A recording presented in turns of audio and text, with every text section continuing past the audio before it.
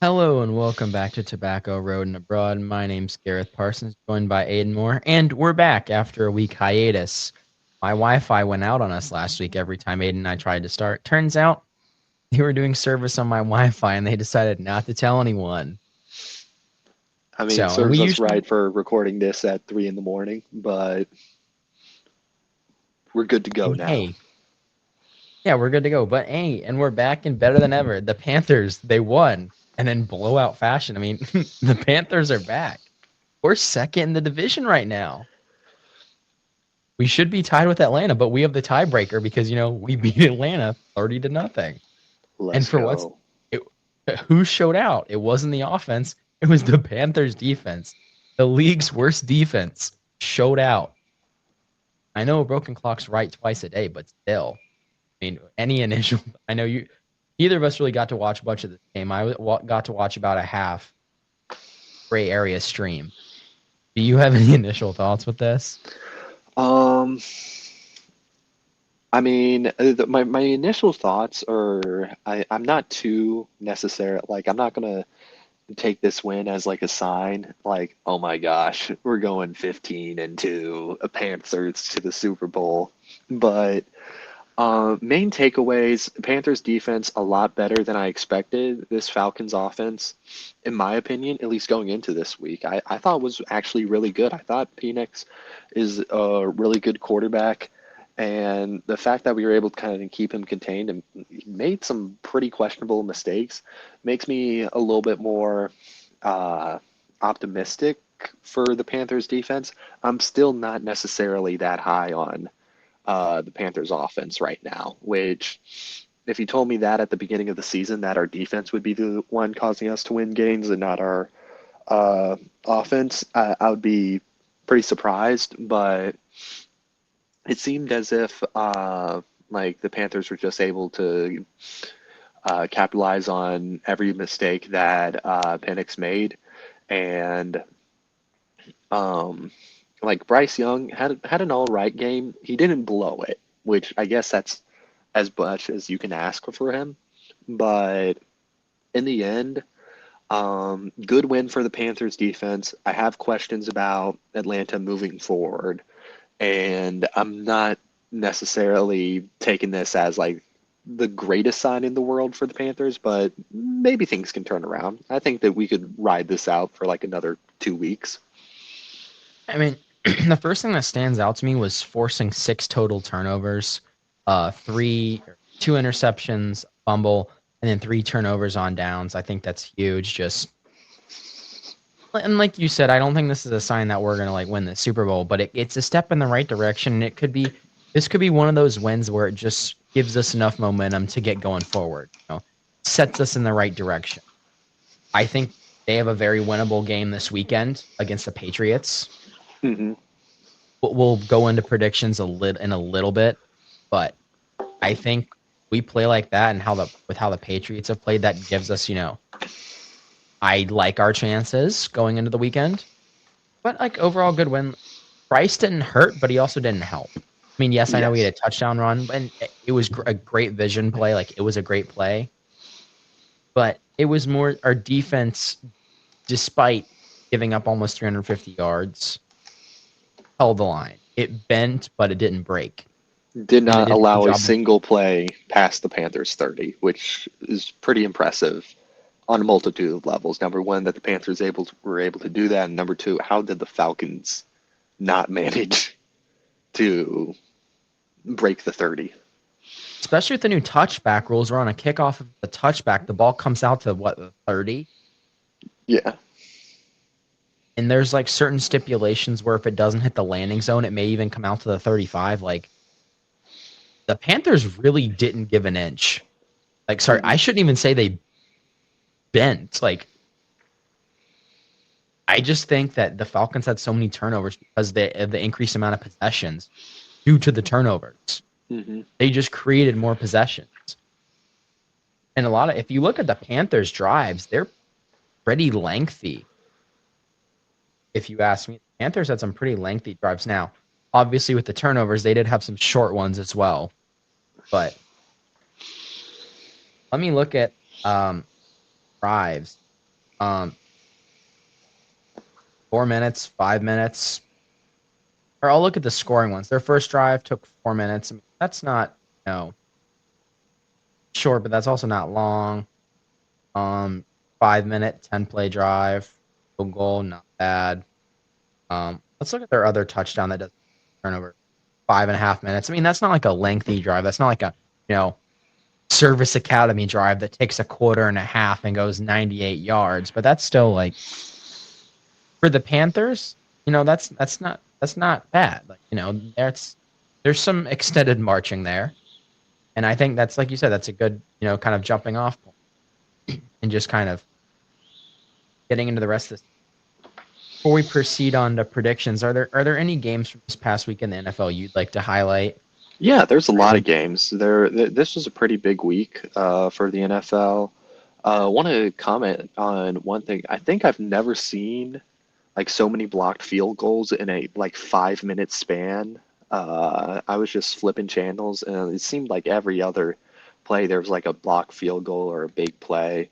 Uh, Most obvious one for me, Eagles in their big comeback against the Rams. Very impressive win by the Eagles. Jordan Davis able to block the what would have been the game-winning field goal for the Rams to and bringing it back for the touchdown. That was like the icing on the cake for that big Eagles comeback. Jalen Hurts had a pretty good second half and was able to throw for 3 touchdowns. I know there's a lot of people like there's been heated debate on uh, what type of quarterback Hurts is. Uh, some people say he's like a top 3 quarterback. Some people say that he's just a game manager. I still don't know how I like really feel about him and like the top conversation of quarterbacks in the league. I don't think he's top 3, but definitely in the argument for the top 5 in my opinion. Very, very solid win for the Eagles. I feel like they're going to be going on a tear now because they just seem unstoppable. This was like one of those moments where I was like, okay, maybe the Rams have what it takes to take down the Eagles, but they were just able to find a way to win and keep it together. Uh, Moving over, another game with a blocked field goal leading to an unexpected win. Packers versus the Browns. Browns are able to block field goal and bring it out for the late fourth quarter comeback win against the Packers. This was pretty surprising. Packers didn't have the greatest game of all time, but Love showed some images of Favre, as in making some pretty bad interceptions at key moments. But Browns were able to scoop it all together for a win. Pretty impressive for the Browns. I have a lot of questions for the Packers right now because I don't necessarily think the Browns are the best in the best football team. So there's a lot of questions that I have for the Packers right now. Maybe this is just a week they're just kind of caught a little bit sleeping, but I don't know. Yeah, for me, another big game this weekend. Obviously, like the block field goals. We had one in the Browns game. We had one in like you Eagles game, and then there was also a blocked field goal in the Jets Buccaneers game. The Buccaneers were driving down the field to kick a not game winning field goal, but it would be a It valuable would, field goal in a game one. It would have been a big pressure field goal had they made it. yeah, would There have was less than made it out of reach for the Jets. would have made it out of reach for the Jets. The Jets would have been down 9, but instead the Jets block a field goal and return it for a touchdown with a minute 45 left. And then Baker Mayfield leads a game-winning drive that led to a Chase McLaughlin field goal. Great game, great jerseys. Buccaneers, I think, brought out one of my favorite non-Panthers jerseys in Hmm. the NFL. They brought out the creamsicle jerseys, but unfortunately, it was the away ones. As trend we've seen with the NFL a lot lately is even in the North, like we saw in the Eagles game, a lot of the home teams wear white. This early in the season, Eagles wore white. Unfortunately, it was the home creamsicle or the white creamsicle jerseys that the Buccaneers wore. Still great logo. One of my favorite non one of the favorite logos of one of my non-favorite teams. That, Buccaneer logo with the dagger in his mouth. Peak logo right there. Great game to. I was able to catch some of this game. Fun game to watch. Um, Baker Mayfield obviously had a great game. Mecca Abuka, the former Ohio State wide receiver, I believe this is rookie year. Am I correct? In the Yes. hold on. Yes. Great game for a rookie. Had 85 receiving yards on 6 receptions. I don't think he snagged a touchdown, but he led the team in receiving, which that is a great sign. I mean, Ohio Mhm. State's been churning out some great receivers as of late. And speaking of Ohio State players, that's going to go back to one of the games you highlighted. Quinshawn Judkins had a pretty good game against the against why am I playing? Had a pretty good game against the Packers, and he's also a rookie as well, if I'm not mistaken, right? Or is he? Yeah, he's a rookie because I remember using him in the college football game last year. So Ohio State rookies are showing out. Another team that continues to surprise me, the Colts. God damn. Indiana Jones, Danny Dollars. And this is going to lead me into a rant. This might be my stupid take of the day. Aiden and Mhm. I have kind of talked about this. I'm beginning to think if quarterbacks are on a team that's like the where the ownership's like really inept, should we even count it against them? Because think of the amount of quarterbacks in the last 3 years who've been thought of as busts or like, just straight ass. They found new teams and all of a sudden they're like playing like on a god level. I mean, I know Mac Jones looked good in his first season, but Kyle Shanahan is making Mac Jones look serviceable, making Mac Jones palatable for the 49ers right now when with Brock Purdy out with injury. I mean, Sam Darnold absolutely cooked last year with the Vikings, and he's cooking with the Seahawks this year. And then now Daniel Jones is cooking with the Colts. I mean, like this is pointing in the direction of, you know, do we even hold quarterbacks accountable for what happens on bad teams? Like, unless they're the reason, obviously, but this is the Daniel Jones we haven't seen since his Duke days. Yeah. Um, But I do want to also give a highlight to Jonathan Taylor because he's always been one of those running backs that I'm very high on. But kind of caught up in injuries and like had like off and on seasons. It seems like right now everything's starting to melt together with the Colts. Like things are really starting to click, and I really liked Jonathan Taylor's performance this week with 17 carries, 3 touchdowns for 102 yards. He was an absolute workhorse in this game. Him and Daniel Jones, I think they're a pretty good combination in the backfield. and one thing, just not to glaze the Colts right now, the Colts did something for the first time this season on Saturday, which has never been done by an NFL team. What do you think? And this is going to be completely mind boggling. What? They are the first team to not punt in the NFL till game 3 in the Mm, modern era. Every other team had not gone a 2-game span without punting. The Colts did it. The Colts had a punt in the third quarter. They still have only punted once this season. The Colts have only punted once this season. Every drive has either ended in points or end of game. They mhm. missed a field goal in the second half, so that trend's broken. But up until that missed field goal in the second half and that one punt, every single drive but one had ended in points or an end of game. I'd say that's a pretty successful, Yeah. that's pretty successful. Now, Saw another back to saw my another statistic that said the Colts offense in the first 3 games has reached an like almost tied for an all-time record in Colts franchise history with 103 points in the first 3 games of the season. So the offense is definitely clicking right now. Last time Colts had a offense this dominant, it wasn't with Peyton Manning. It was with Johnny Unitas. So maybe they're seeing a resurgence similar to Detroit has in recent years. But yeah. what I will say is back to my original point.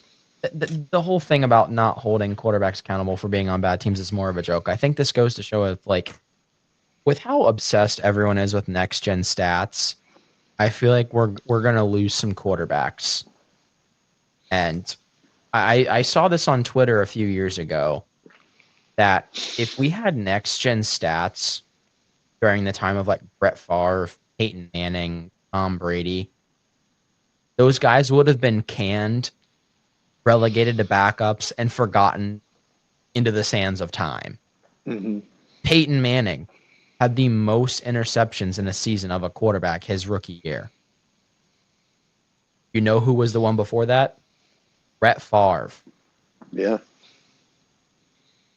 So maybe we need to be a little less quick to judge rookie quarterbacks. And I know when this day of social media and like a lot of sports media is on social media now, and everyone's looking for like the biggest clicks, and people who make the most money now are the ones that generate the most clicks, and not like who gives the best takes necessarily. Hmm. My take for right now is I think we need to cool it with the next gen stats. Like I used to be a big like I thought the analytics were fun. Like for me, analytics are like for me analytics is like the groovy. Oh, let's go for it on 4th and 1. Like that's analytics to me. Analytics is not. Oh my God, Cam Ward threw one pick this weekend. He's a bust. Or if we extrapolate that one pick out, he's going to throw this many this season based on his reaction to this look. Like, let's be real. Like, okay, yes, I made that example up. That's not something I saw, but you get what I'm saying. Yes. It's like the same thing happened to Sam Darnold. I was not completely sold on the narrative that he was a bust. Yes, had he not done anything productive, sure, but look at the teams he was a part of. I mean, with how bad that Jets franchise was and still kind of is, did you really think anyone other than fucking Jesus Christ himself could have saved that team?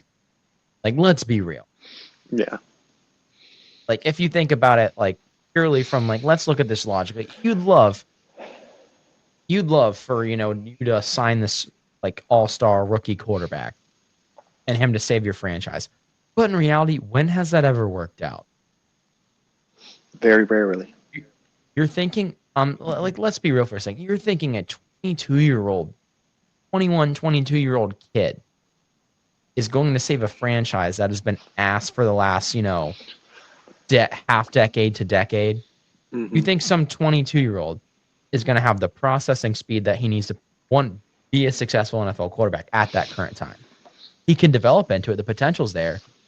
And this isn't just about Sam Darnold. This is like rookies probably should spend their first year sitting, unless, of course, injuries or like later in the season when a team's still failing. Like, forget this current game Penix had with the Panthers. I think Penix is going to be better off because he sat behind Kirk for 3/4 of a season, and he wasn't getting absolutely ass blasted the first 6 weeks like the Panthers did with Bryce his first year. Hmm. I think that doesn't mean I think Bryce is going to be a bad quarterback, but I think it's inhibited his growth a little. He can't. I'm Yes. not saying he can't make that up. I'm just saying it's slowed it down. Hmm. And I think this just goes back to we need to cut it with these next gen statistics. If you're going to start a rookie quarterback, ride that wave, own that wave. Yeah. It's like you don't see this with freshmen in college. Like if your team's starting a freshman quarterback, for whatever reason, college fan bases are actually compared to NFL fan bases are actually pretty, their expectations are pretty on. Like unless it's like a SEC 5-star, I feel like the expectations are pretty on. You lose a game because the freshman threw a pick. What is what is most of Twitter saying? Okay, that's a freshman mistake. He's a freshman quarterback. Yeah. Okay, yeah, that's a freshman. Okay, yeah, we lost the game because of quarterback play, but he's an 18-year-old kid Hmm. out there playing against 22-year-old men. I think we need to start having that same kind of outlook with rookie quarterbacks. You've got a Yes. 22-year-old that out there playing with 30-year-olds who've been in the NFL for 10 years, have multiple Pro Bowls. Think basically a kid's going to go out there and compete with adults? Fuck no, you're crazy. Like yes, I'm sure they'll have flashes of brilliance. I'm not saying they won't. I'm not saying you're not going to see games like we've seen Caleb Williams have, where you see flashes of that greatness as they adjust, or the few games Bryce Young had his rookie year where it's like, I see the vision. The vision's not always going to be there when you throw a kid out there amongst a bunch of, freaks of nature, like the best athletes on the planet. That's what I'm saying. I think I love analytics, but I think when it comes to player development, looking at analytics, we need to be a bit more, you know, holistic with the approach, not to sound too crunchy granola, chia seed eating mom, if you know what I'm saying. Hmm. But now, that's enough of that. Should we get into some quick predictions before moving on to college? Mm, Or is I there any do. more games you'd like to see? I mean, I think I want to highlight the Sunday night game, Chiefs Oh, versus yes. Giants. Um, this was a very weird game in my opinion. Russell Wilson, like he still had some moments of like greatness that I saw. I don't think this is like a complete like everyone's saying move on from Russell, and I think that's the direction that the Giants are going. They're going to be starting Jackson Dart moving forward, I think. But I still think there's still some good left in Russell Wilson, and like if I were the Giants, I'd probably cut him go. And my move, if I'm Russell Wilson, would probably be go to the Bengals right now. You just read my mind. Because this is back to the thing. Daniel Jones Hmm. looked like an absolute bust of the Giants. Dude is tearing the league apart. I'm not saying Russ is going to go to the Bengals and tear them apart because their offensive line isn't great, but Russ will at least have weapons there. Yeah. Russ, for the past couple of years, Russ has been trying to play doctor. Like he's been one of the quarterbacks expected to play doctor in the last couple of years. Like, yes, is he declining? He's 36. He's Yeah, not going to have the absolutely. mobility he used to have. Throwing the ball into the back of the end zone on four consecutive plays is not a good look. But in my opinion, like if I'm Russell Wilson, make this maybe your last season and just like thug it out with the Bengals because Be the scrappy, Bengals fight for a playoff spot. Yeah. fight for a play. Joe Burrow's probably out for the rest of the season. It's not looking good for the Bengals right now, but I still think there's a lot of weapons there that can be used. And just the quarterback play at the Bengals right now without Burrow is not looking good. I mean, Carson Wentz at Minnesota was looking elite against the Bengals. They don't really have a good quarterback, a good backup quarterback in Jake Browning. And I don't think Russell Wilson wants to be a backup, but this season for the Bengals, just like you're not going to be sitting behind Burrow because Burrow's out now. So just see what happens. I think it's a mutually beneficial thing. I agree. And with the weapons he has there, Russ's deep ball's still there. And the weapons he's going to be throwing to, Moonball. moonball. And we're talking about the Bengals like they're dead in the water. The Bengals are 2-1. We're talking about the Most Bengals like they're fraudulent. 0-3. Yeah, like Most fraudulent 2-1. But two and yeah, one. they're Yeah, 2-1. yeah. They're still in contention for the playoffs. Like 0-3 teams, most of them don't make it. Russ could go there, scrap out a wild card spot, and be hailed as the guy who, you know, saved Cincinnati's season. You know, he was seen as kind of the villain in Denver, but Sean Payton's, we've kind of seen Broncos that country. Let's ride. Sean Payton was kind of the issue there. Russ wasn't bad, but he wasn't good at the Steelers. He had good moments, he had bad moments. But like you said, he goes to Cincinnati, he'll have weapons. They don't really have a defense. They don't really have an O line, but that's not really gonna be a problem because Russ can just run around. But Yes. he's gonna have weapons he can hit. And he didn't really have the greatest line at State either, and he still looked decent there. Oddly enough, I saw from what I saw from the game is I Gareth and I were on the phone. We were watching the game. Russ still has some good mobility. Arguably, like when he had space, probably because the defense wasn't expecting it, he was able to make some better rushing plays than Jackson Dart. Now, granted, I think it's because when Jackson Dart was out, like the Chiefs were kind of like, okay, this is probably going to be like a rush package, and Jackson Dart is probably going to try to be scrambling here. They anticipated it more in this two quarterback system, but let's just see what happens. I mean, he get cut or traded to them, but I think that would honestly be a smart move for the Giants too. Trade Russ for a weapon or two. Trade Russ for an offensive lineman. Trade Russ for a receiver. That now I don't know what they'll get, but they could at least get a middle of the road receiver. Like they're Yeah, not getting T Higgins or Jamar Chase, but yeah, it's just might be a little something. But last comment that I want to give on the week, Lions versus Ravens. Ravens are they look good, but and we'll get into this in the predictions. I'm kind of having some questions about the Ravens. Lions were able to look pretty good, but scored 17 points in that fourth quarter. Ravens defense is a little questionable in my opinion right now. And yeah, like Derrick Henry has been fumbling the ball a little bit more. There's a lot of questions with the Ravens right now, but as we'll get into this like coming week and these predictions, Chiefs are playing the Ravens. Either the Chiefs or the Ravens are going to be 1-3 to start off the season. And statistically, I think your chances of making the playoffs starting 1-3 are like 10% right now. I don't necessarily think it's a death sentence for either team, but it is going to be raising some questions about how these teams are going. And I have a question on whether John Harbaugh has kind of reached his cap when it comes to the Ravens right now. Because we forget this, but going into a while back, John Harbaugh was thinking of leaving the Ravens the year before they drafted Lamar Jackson. And then he stayed on because who doesn't want to coach Lamar Jackson? I kind of think maybe the Ravens might be facing like a something similar of the 2000s Eagles, where yeah they make it to the playoffs, make it to like big games and stuff like that. They have a great coach, but maybe like it's just a relationship where they both reach kind of the best that they can get out of each other. I don't know if that's going to be the consensus by the end of the season, but these are things that we need to keep note of right now. yeah.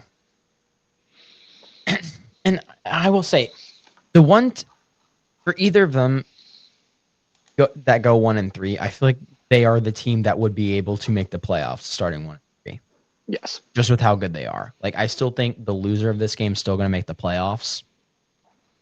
Like I mean, the Ravens last year started 1-2, and they still were one of the best teams in the AFC.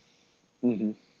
Granted, they had a tough schedule to start, and they have a tough schedule to start this year. I mean, three of their first four games, or yeah, three of their first four games are against Super Bowl caliber teams: Bills, Lions, Chiefs. And for the Chiefs, I forget who the Chiefs are. The Chiefs start with the Chargers, Mm-hmm. an emerging team that looks really dangerous. Yes. Who did the Chiefs play last week? Or the week before? I'm thinking. Um, they played. They've played the Eagles, another Super Bowl caliber team. Yes. They both of these teams open with a brutal schedule, so it's likely going to get easier the rest of the way. But it's like you said, it's not an ideal start, but they I can do turn it think it around. would be like, hypothetically. I do think it would be easier for the Ravens to come out of a 1-3 halt, just because I don't think the AFC North is like it's still wide open. Chiefs, if they kind of keep on like slacking up a little bit, which I don't think they will, but if they do, like you got the Chargers and you got the Broncos, which I think are very capable teams. Granted, like the Broncos uh, recently, hang on, like they did lose to the Chargers. They are 1-2, but I'm a little bit higher on the Broncos marginally as I'm a little bit higher on the AFC West as opposed to the AFC North. Like, granted, Broncos are a little iffy, but losing by 1 point to the Colts, not horrible. Losing by 3 points to the Chargers, not horrible. The Broncos should be uh, have some games that are very winnable on this schedule, like with the Bengals, Jets, Giants, Cowboys, Texans, Raiders. Like the only hard team in the next couple weeks are going to be at the Eagles. I'll consider that a loss, but Broncos look relatively decent. So it would be a little bit harder for the Chiefs to get out of a 1-3 hole, but not impossible. Yeah. With that being said, should we get into some predictions? And after that, I have some interesting news. It's not a league we've ever covered on here, but it is related to professional football. It is an interesting point I'd like to bring up. But shall we get into some predictions? Yes, we should. So Start obviously, starting off. Do yeah, you go want to for it. start off with Panthers and Patriots? Yeah, go for it. Well, I mean, this game's pretty. I don't know how to take this game because number one, like the Panthers do look like pretty solid coming after this previous win against the Falcons. But and the Patriots, they seem to have they have a lot of good intangibles when it comes to like getting yards and stuff like that. They pretty much kind of had the Steelers dead to rights, but they just kind of blew that game in my opinion. But it's just going to be kind of a battle of like which team really is able to bring it all together. Um, I guess if I'm being honest, I'm leaning more Patriots on this one. Like I think they have the better tools to win, but I wouldn't put it past the Panthers. I'm not counting them out entirely. Yeah, I think the key for the Panthers here is they're just going to have to be able to move the ball, and they're going to have to finish drives, which is something that they have not been good at. Even in the blowout win, there was a lot of field goals where there need to be touchdowns, and I think Yes. if they're able to do that, they can win. But this Patriots offense can be explosive at times, which with how the tendency that the Panthers have to come out flat worries me a little. So I'm going to give the edge to the Patriots, but I wouldn't be surprised if the Panthers won this one. Like I'd say that's well within the realm of possibility. Battle of the undefeated teams. Eagles, Buccaneers. Eagles look like to be like the more sound team, totally speaking, but Buccaneers kind of have a scrappy mentality with them with Baker Mayfield. It should be a pretty good game in Tampa, but I'll give this one to the Eagles. Yeah, the Eagles, the first game, the Eagles didn't look as convincing, but I think it was just the Cowboys trying to come out of the gate swinging, trying to get their season right. I'm gonna give this one to the Eagles as well. I like the Buccaneers, but that was a little too close for comfort with the Jets for me, especially at home. So I'm gonna give this one to the Eagles. Um, Game I'm looking at, and I think this one may come as a shocker in terms of what I think the result is gonna be, is the Dublin game, Vikings Steelers. Yeah, Um, yeah. I need to look at the weather for Dublin on Sunday before I make this prediction because I was unaware of the weather during the last Dublin game and like what in God's green earth is going on there. No one's scoring, but let me give a little weather check. Um, okay, so not bad. They'll have 62 and sunny. So we've got the Vikings and the Steelers, and I think it's going to be Vikings in a big way. This Steelers team, despite the pieces they have, it's just there's the Steelers team's just missing something. Like only managing 21 points against the Patriots and having them, they were dead to right against the Patriots, but then the Patriots pretty much gave them the game. And this Vikings team, even with what was it, Carson Wentz, Yeah. this Vikings team just looks unstoppable. Even with Carson Wentz at them, they looked even better. I think JJ McCarthy will return to be the starter later in the season. Yeah. But with Wentz, everything was firing on all cylinders and looked great. So I've got the Vikings blowing them out in this one. I've got the Vikings big. I don't know in this one. Uh, I just have a lot of questions when it comes to the Vikings. And granted, a lot of the questions kind of come in like JJ McCarthy. Like, and he's not going to be a factor in this game since he's out. But oddly enough, like since Carson Wentz is starting, I'm leaning more towards the Vikings. But the Steelers are weird. Like I don't want to entirely like count them out. I think maybe I don't know. My gut's kind of telling me like Steelers are gonna 9-8 Super Bowl, like make the playoffs somehow and like find the way to like win these very weird games. And like a weird game like this has Steelers written all over it for me. So I'm leaning more towards the Steelers. Another game I'm kind of looking towards this weekend. Second, I lost it.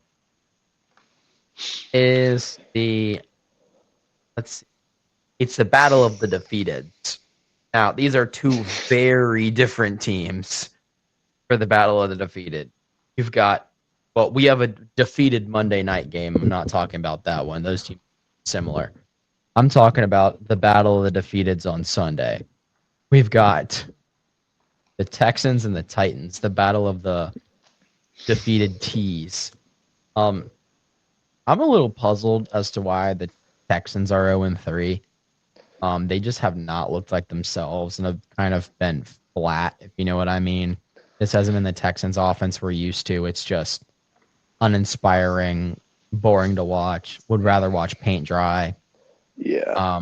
And then we've got the Titans. Cam Ward's doing everything he can, but he's hitting receivers in the hands and receivers are dropping it. I mean, I've obviously got the Texans in this one.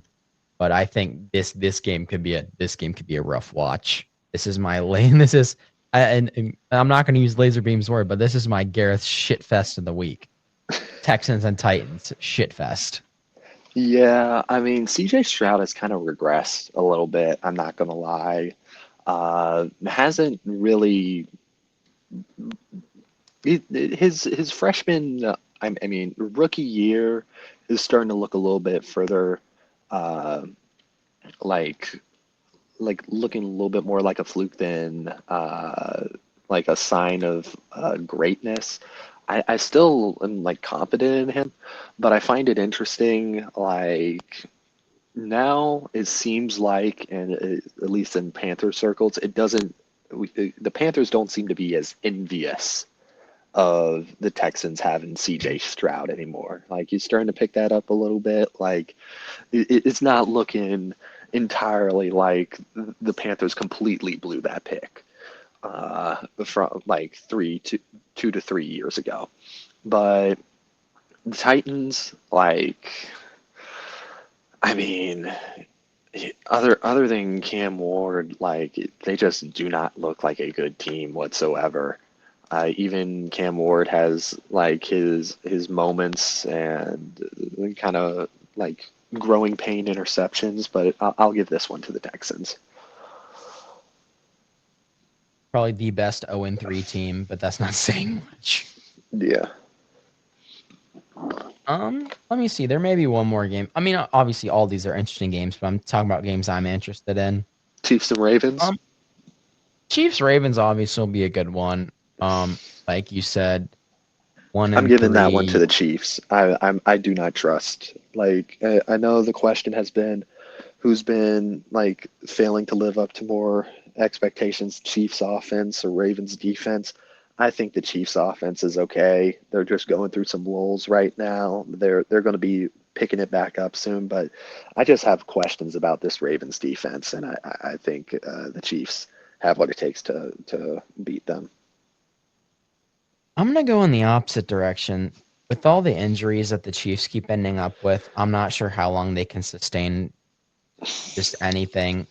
Patrick Mahomes is their leading rusher and passer. Patrick Mahomes leads the team with 125 yards rushing through 3 games. I just think Baltimore's offense, like I know that Baltimore's defense has been questionable, but if you look at the teams they've played, they've given up 41 to the Bills. Who doesn't give up 41 to the Bills? Um, they held the Browns to 17 points, and then they gave up 38 to the Lions, which I feel like when you play the Bills and the Lions, I feel like that's a pretty standard amount of points to give. Like, yes, is this Baltimore defense probably worse than it has been in recent years? Yes, but I don't think they're as bad as like that score line gives off. I mean, You're if you're playing the Bill offenses like the Ravens or excuse me the Bills and the Lions, you're gonna give up like that amount of points in my mind, just Yeah, with how but good those offenses in the are. fourth quarter, when they've done a pretty decent enough job to contain like the teams in the first half, but seem to kind of like wheels seem to fall off near the fourth quarter. That will add an interesting kind of twist to it for me, but I just think yes, it was at the Giants, but just the Giants are terrible, and the Chiefs' offense looked almost not quite Texans level uninspiring. I'll still watch the Chiefs' offense before watching paint dry, but for me, I'm giving the edge here to Baltimore just because I think their offense it's more balanced. They can kind of tweak it to do what they need to. But for the Chiefs, the running game really hasn't been there. And since they haven't really been able to establish that, teams have just been kind of able to sit back. And you can kind of see this from Mahomes' rushing stats. Like Mahomes has kind of been like their outlet, like their steam valve, because teams have been so keyed in on the pass with their run game not being as efficient. I still think this is going to be a decently high scoring game due to the fact that Baltimore's defense has taken a huge step back. But for me, I'm giving the edge here to Baltimore. Are there any other games you want to hit before we move on to college? Um,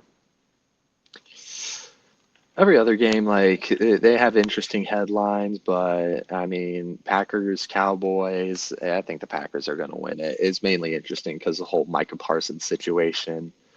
Jets, Dolphins, Battle of the Defeateds on Monday night. I think the Jets are overall just kind of better than the Dolphins. Dolphins just do not look good right now. And Bengals, Broncos.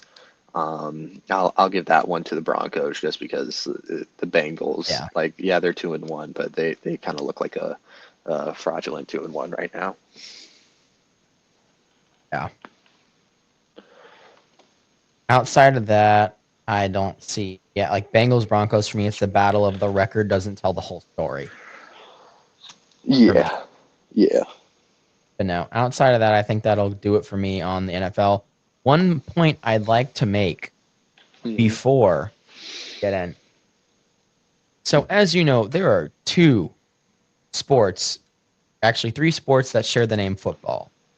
Soccer, like football, American football, and Canadian football. Canadian football has What is about having Aussie some rules? Aussie rules football, sure, but well, and Gaelic football, but three main ones that you see on TV. I see Aussie rules football on 2 a.m. is elite. I mean during normal people hours, not Batman hours. Gareth, how do I bet on this? There have been some major rule changes to Canadian football. For those of you who do not know, Canadian football they play on a 110-yard field because it's meters there, and that's 100 meters. Hmm. They get 3 downs to score a touch. They get 3 downs to make a first down. Receivers can start in motion, and you play with 12 people. And you'll notice their field goal posts are at the front of their end zones. Those field goal posts are being moved to the back of the end zones. Part of this is because they're getting rid of the rouge. So in Canada, you can score a point called a rouge if you miss a field goal and it goes out the back of the end zone, just with how deep the end zone is. And you may be asking, that's stupid. Why do they have that rule? Well, any kick is a live ball. You know how sometimes on block field goals, depending on what happened, it's a dead ball? Yes. Nope. That shit's live. Canada, punts are a live ball. If you punt, the other team does not have to touch the ball. It's a live ball. So you have to add some incentive to try and put the ball it's kind of like a balancing act, like an incentive, but they're getting rid of the rouge. So you no longer get 1 point for kicking the ball over the goal line. And as a result of this, they're moving the uprights to the back of the end zone, and they're shrinking the end zone from 20 yards to 15. Now, a lot of people are afraid, particularly Canadian fans, are worried that this is going to lead to kind of an assimilation, if you get what I'm saying. Because there's been some other rules in terms of safety that have been kind of adopted from the NFL. The big one that has not been adopted is the fair catch rule. So if you ever want to watch what football would look like with no fair catches, turn on a Canadian game. It's as bad as you'd assume. It's as bad as you'd assume. But a lot of Canadian fans are worried because they're like, is this just going to add to us getting like absorbed by the NFL? Is the CFL just going to be kind of become one of those like spring US or USFL leagues or whatever you want to call it? It's So not. it kind of already is used that way, but they feel that it's going to get absorbed by the NFL. Like, you know how, not that the NFL has a stake in the USFL, but there are people who have stakes in both leagues, if you get what I'm saying. Yes. There are financial backers who have stakes in both leagues. They are worried it's going to end up like that, or they're worried that the main thing that Canadian fans are worried about is the NFL has exploded in popularity in Canada. Mm-hmm. A lot more people are watching the NFL than watching the CFL. Yes. And they are worried that now I don't see the CFL teams becoming expansion teams. That'd be cool. That would be cool. I would love to see the Carolina Panthers take on the Toronto Argonauts or the Winnipeg Blue Bombers or the Montreal Alouettes, Saskatchewan Roughriders, Calgary Stampede. You know, that would be cool. But I can see their worry. But I don't think we'll have to worry about them being expansion teams. But I do think their worry about becoming essentially a spring league for the NFL is warranted. Their president, the CFL president, has come out and said that's not the goal. This is not why they're making these rule changes. They're just making these rule changes as kind of like an experiment. He also cited some other dumb like corporate BS reasons. But a lot of Canadian fans said the game feels like it's losing its charm. Like they're like the Rouge and, you know, other stuff like that, the end zones or the uprights being at the front are what made Canadian football different. Yes, American football way back when in the day used to have the uprights at the front of the end zone as well. But they're like, this is what separates us from the Americans, and we've kind of lost that. The only thing different at this rate is they have 3 downs, no fair catches, and 12 players, which I'd still say is a very big difference, and I would still say sets them apart enough. Yeah. Like, I get why they feel that way, but the basics are still kind of very different, in my opinion. You still get 3 downs to go 10 yards. That's hard. Yeah. But just figured I'd address that on there. I felt like that was something interesting we could bring up, like a tidbit that I don't think other sports podcasts are bringing up, particularly in the U.S. Yeah. Something that could like set us apart. Yeah. With that being said, we'll hop into some college football. We've got some NFL coverage wrapped up. We'll jump into some college football. College football was not very kind to the state of North Carolina this past weekend, unlike the NFL. Unless you're a Duke fan, it was a pretty rough watch for everyone all the way around. Yeah. I don't even think App won either. I'll fact check that later. App might not have played. No, App didn't play. So unless you're a Duke fan, your weekend kind of sucked in North Carolina college football. Yeah. I mean, State, both teams played an awful game in the State Duke game. It was up and down and all around. There was a lot of questionable calls by the officiating crew.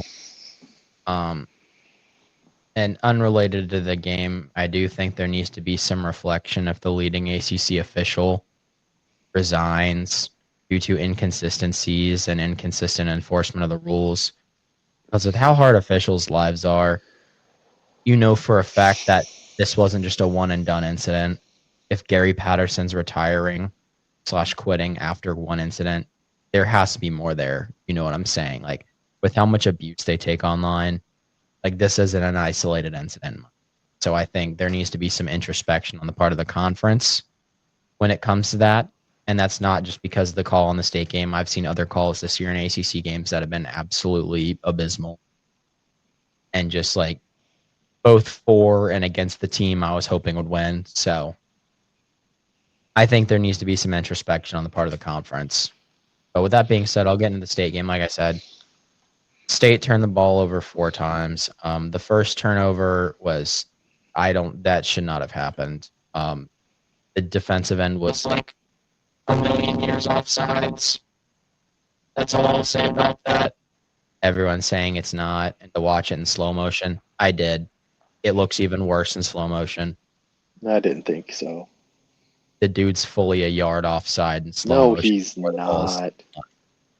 He's a full yard The offside. ball was already snapped. Not when he was a yard, when he was 2 yards in the backfield. Yeah. No, he was crossing the line. He was approaching, ball snapped, and then he goes across the line of scrimmage when the ball's already snapped. Yeah, but he was well past the neutral zone. You cannot be in the neutral zone either. That's called a neutral zone infraction. You cannot do that either. He was not. So that should have been a neutral free zone. play. He was lined up in the neutral zone to begin with, but he was not in the right spot. Outside of that, it was just kind of a rough game for both teams. It was not a good watch for either team. That's all I'll say. I talked to a Duke fan up here, and she's like, "We have a football team." And I was like, "Yeah, you do." Typical New England Duke fan. That's where they all are. That's where they all are. Yeah. But I mean, How everyone's did New like England blaming. people feel when they landed Daniel Jones? Oh snap, he's from Duke. What? They don't even know where he's from. Aiden, they think half of them think UNC is the University of Northern California. I shit you not. It's bad. The Walmart UNC fans up here, yes, I love the University of Northern California. I'm like, the what? The what? The Shout out to University the of parents what? that talked to me that knew where UNC was. Oh yeah. Shout out to Mike. Shout out. Yep. Shout out. But no, everyone's like getting on CJ Bailey, and I'd like to remind you that he hasn't even started a full year's worth of games. And I know you're probably saying, Garrett, this is the second season. He hasn't played 12 games yet. He's played like 8. So he, in experience wise, in my mind, he's still kind of a freshman. And this was the first game we've played where his mistakes have really cost us the game. So for how spotless his freshman year was, I'll cut him some slack. Like, this was the first time his turnovers really bit us in the ass. So I'll give him that, I mean, he didn't have a bad game. Outside of that, his decision making was pretty good. Outside of a few boneheaded reads, but that's what you're gonna get. He is on the younger side, so I mean, Smothers looked good. He had like 160 all-purpose yards, over 100 on the ground. He's like top 5 in the nation running back right now. Leads the conference. I think we need to lean on that. If we lean on that, we're gonna be fine. Just keep running the ball. That's where we got into trouble. Was Duke's defensive line was over pursuing, and NC State just kept running trap. I think on our first touchdown, we ran trap 6 times in a row before Duke did anything to counter it. So I like the play call starting out the game. You can call me an old head or whatever for liking a nice gap run scheme, but if it works, it works. You can't hate on that. Duke definitely woke up. I will say, it's a good look for the conference that Duke, stopped turning the ball over, because they were statistically one of the worst teams in terms of turning the ball over. But, it's good that they turned it around. But I think State will bounce back versus Virginia Tech, but we'll get into predictions later. But not a bad game, but it's also it's not as bad as State fans are making that game out to be, but it also is there was a lot of gimme mistakes that could have made that game that had we not made. Because we didn't play bad up until I'd say about end of the second quarter, beginning of the third quarter. That's really what set the game apart. Outside of those, outside of say the middle 8 minutes, the 4 going into halftime and the 4 out of halftime, State was stopping Duke, scoring at will. But those 8 minutes were kind of what did us in, and that's what Dave Doran's kind of been talking about in the post game. Of all the things Dave Doran's doing wrong, that's the one thing he gets right, is when State wins or loses games, it's when those games are won and lost in those 8 minutes surrounding halftime. So NC State next week's going to have to do a better job finishing the first half and beginning the second half, which in their first 3 wins, those were in NC State's first 3 games, they owned the middle, what they call the middle 8. They either scored going into halftime or they scored 2 quick touchdowns coming out of half. And I think this Virginia Tech game is going to be, opportunity to kind of get right. They could jump up and surprise us, but we'll get into predictions later. Do you have anything for the UNC game? I know you said you don't really have much, but I figured I'd give you the opportunity to have the floor if you want it. We are so bad. Gio Lopez threw for 87 yards, 2 interceptions. Defense, I'll give him this. Defense in the second half kind of showed up a little bit more. Only allowed 2 touchdowns. Granted, 1 touchdown in the fourth quarter that UCF had was because they had the ball for 10 whole minutes and basically ran out the entire clock. So I don't know. This game was bad. I don't even know. I wish I could say something like, oh, this is a highlight for UNC. This is what we can really build upon. No, this is bad. This is really bad. If your quarterback has a stat line that looks like something Bryce Young would have, red flags. Yeah. I think they'd at least win some games if they started Max Johnson. We'll see how this bye week treats UNC. We're going to be resting up for Clemson. My prediction for the rest of the season, 2-10. I'll give you guys Stanford. I think you'll be. Yeah. You know what? Like, I don't. There's nothing to say. It's just been a bad weekend. And, like, it just doesn't look good. I don't even. Are you on the fire bill train yet? Or are you past that? I don't even. Apparently, there's a lawsuit because he was hired, like, illegally or something. I don't even know what's going on. Man, like, damn. I'll give him this though. It, decent enough in rushing. I mean, had about 63 yards rushing, and Max Johnson was able to come out with a touchdown, and he looked pretty good. So I would really like Max Johnson to play moving forward. Like, my Gio Lopez take is aging like milk. It's aging like a fruit fly, honestly. Like, it was dead And on they die arrival. after 6 days. It didn't even age like milk. It aged like a gnat. It like, oof. I want to talk about things that make me happy, so we're moving on. We did have some interesting games this weekend. Is there one particular one you want to start with? I mean, I feel like we got to kind of keep it in the Carolinas first before we move on. I mean, So more depression. yeah, more depression. ECU versus BYU. Damn. Situational awareness. Holy fuck. Oh my gosh. I'll give At least them, you're not losing in that fashion. yeah.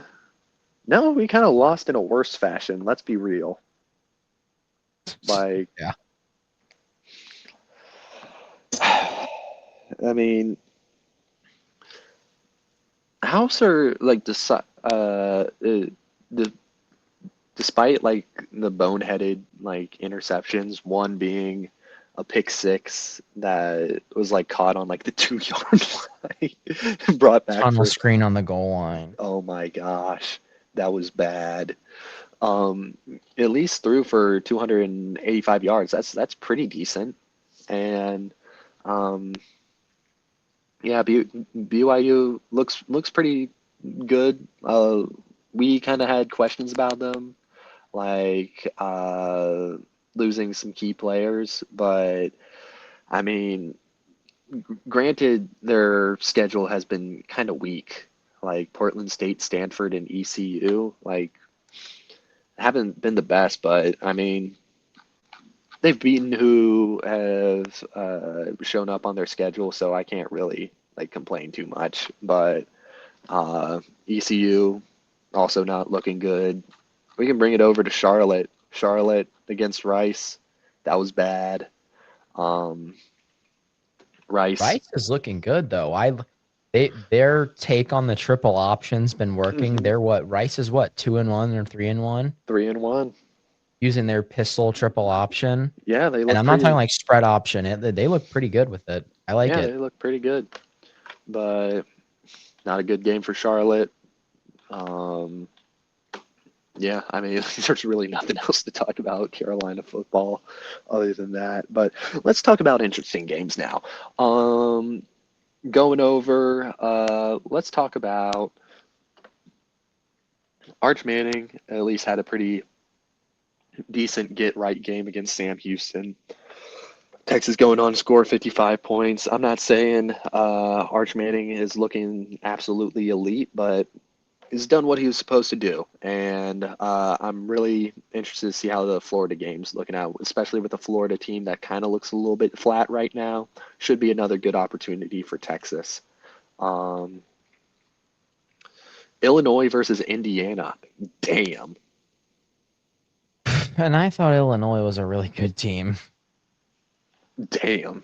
Indiana took care of business. 63 points. They just did not let up the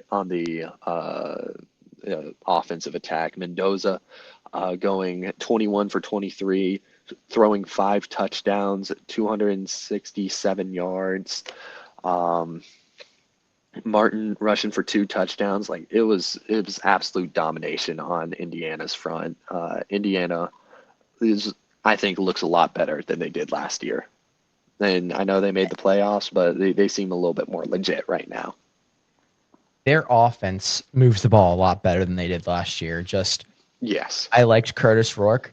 He was a good quarterback, but Mendoza, I saw him last year at Cal and I felt bad for the guy because he seemed really um kind of caged in by the lack of talent around him.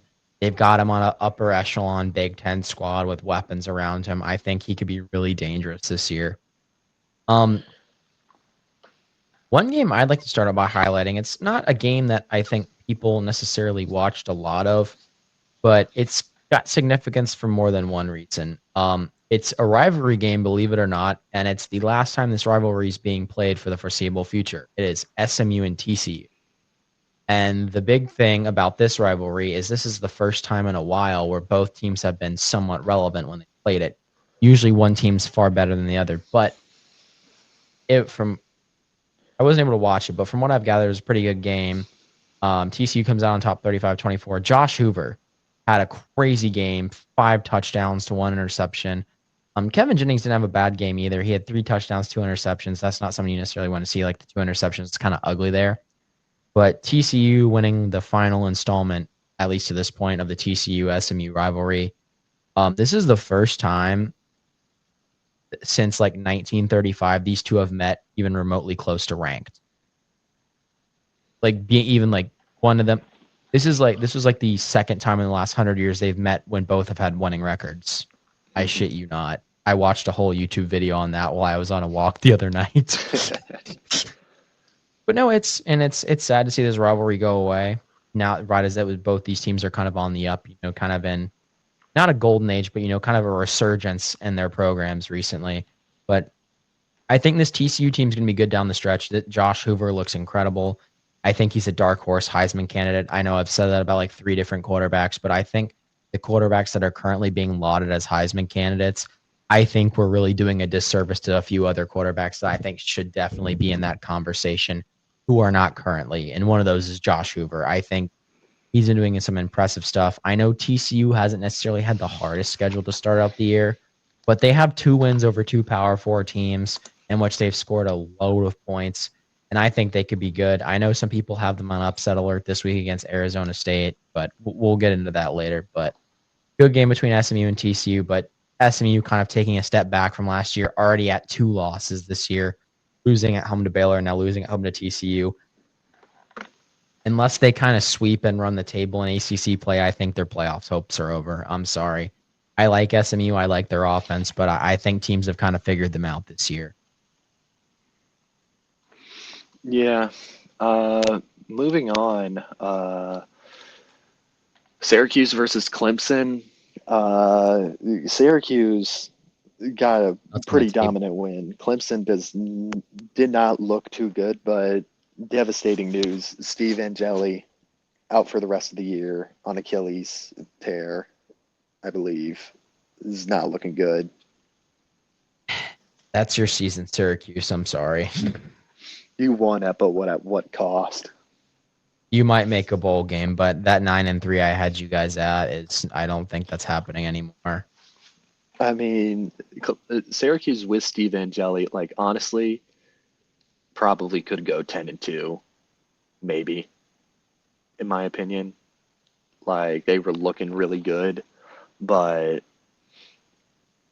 damn, that Angeli loss is going to be big, and Clemson coming out losing in the fashion that they did, like it was not close. Like, yeah, Clemson kind of pulled together in garbage time and was kind of putting together a slight comeback, but there's got to be a lot of questions going on at Clemson right now. Clay Klubnik, I don't know what to think of him because his stats aren't atrocious. 363 yards passing, 3 touchdowns, 1 pick. On paper, not the worst game of all time. Granted, he went 37 for 60. So there's that. But I just don't know what to think of him. I mean, he's not making a lot of he's not making really good reads, and I feel like that's kind of costing him, but I still do think he has the makings for a really good quarterback. So granted, he is a senior, so time's ticking, buddy. He's kind of making like some freshman mistakes as a senior right now. And yeah. I don't know. It's just not looking good for Clemson. But hey, they probably have a good get-right game against UNC. So you don't know. Speaking of you've won at what cost, Oklahoma down Auburn at home 24-17. But the big storyline is John Mateer will be out for 3 to 4 games after having surgery on his hand. Oklahoma looks legit, so does Auburn, but unfortunately they're going to be without Mateer for some big games. They're going to be no Mateer for obviously the first game he's there without him for is in 2 weeks, and that's the Oklahoma-Kent State game. The first game that he may miss, but he may also be back for, is the Red River rivalry between Oklahoma and Texas. Next game at South Carolina. That's the last game he'll possibly miss. His first game back could either be the Texas game or it could be against Ole Miss. But his, coming back from a surgery, he's got an absolute gauntlet. These are his first 3 games. These are his first 6 games back from surgery. Worst case scenario. Number 13 Ole Miss, at 15 Tennessee, at 17 Alabama, home against number 20 Missouri, home against number 4 LSU. Bro. Oklahoma fans, you better hope his ass is back for the Red River rivalry so he can get right, or at least hope he's back for South Carolina so we can pick him apart. Because if his first game back, now I will give him that Ole Miss defense is not as good as it was last year. That could also be, not for the team, but for him, that could be a get right game to get ready. because that is a brutal stretch. That is Yeah, a that's brutal stretch. that's That is, that's that's tough. Like, granted, at the beginning of the season, I was not high on Oklahoma whatsoever. I was like overrated, overrated. But like after a little while, I was like, oh shoot, Oklahoma kind of nice with it. Oklahoma's looking, got me feeling pretty nicey, as they say. But there's a very real possibility Oklahoma could go 6-6, and I'd be like, you know what, that was still an elite team. yeah. But speaking of because of this injury, there's been some interesting developments in the Heisman rankings currently, in the Heisman odds. Do you know who sits atop of the Heisman rankings as a result? Got to be my goat, King. No, Damn he's it. number 2 right now. This one's even more interesting. Indiana quarterback Fernando Mendoza is Mendoza the is current pretty nice with Heisman it. frontrunner. I'll Then it's allow it. Haynes King. And then number 3, who I said has also been an unsung hero, number 3 is Josh Hoover. What did we say here? Do we not know what we're talking about? Do we not know what we're talking about? Then number 4, Mavia USC. Okay, he's been good, but they also really haven't played anyone.